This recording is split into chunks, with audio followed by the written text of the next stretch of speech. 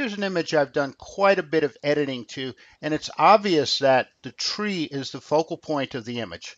But I want to draw even more attention to the tree. And I can do this by applying a post-crop vignette, and I can also add some grain. And this all takes place in the effects panel. Now I've got three different options. I've got highlight priority, which is going to be the most pronounced, color priority, which is more subtle, and paint overlay. Now I almost always stick with highlight priority and color priority. Let me show you how the vignette works. If you drag the amount slider to the left, you'll start applying a vignette. You'll apply a dark vignette around the image. Now there are times when you might want to have a bright vignette around the image, and you do that by dragging the slider to the right.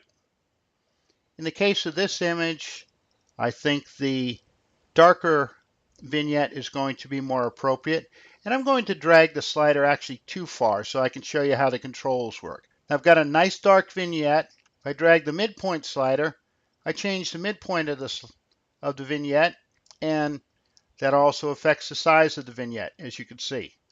I'm going to leave it at its default. Now I've got roundness. I can either make a rectangular vignette by dragging to the left, or a very round vignette by dragging to the right. In fact, if I change my midpoint, I can have an actual circle. In this case, I'm going to stick with the default. Feather. That determines how sharp the edge of the vignette is. I can drag it to the left to get a very hard vignette, or the right to get a very soft vignette. And the highlight slider changes the way the outside of the vignette looks. So I drag the highlight slider more to the right. Notice I've got a lighter vignette, and to its default on the left, I've got a darker vignette.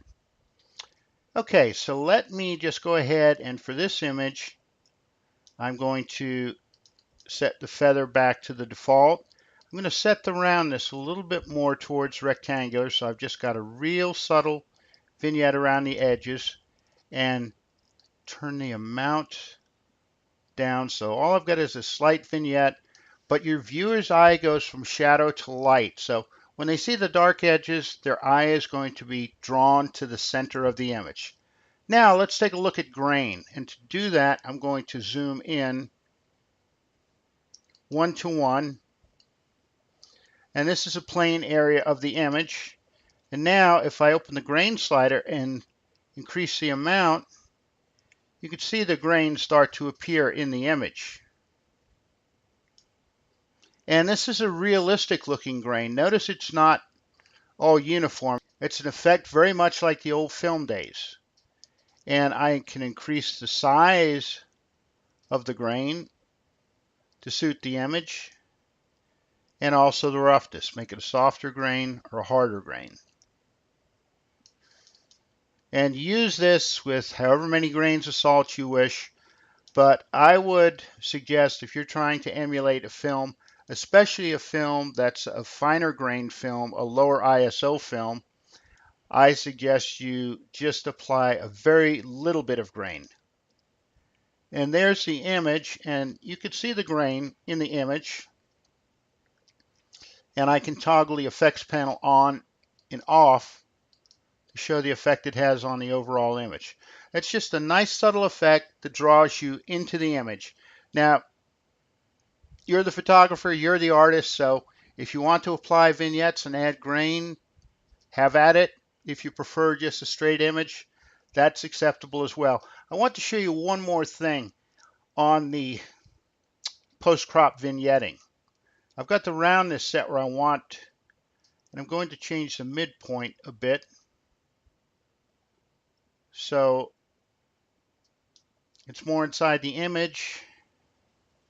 And I'm going to change the feather down so it's a hard edge.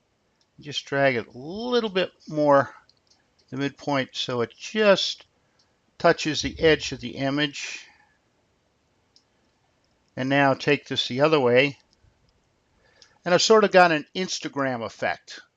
So there's a number of things you can do with it. It's just a matter of experimenting with the controls until what you see is what you like.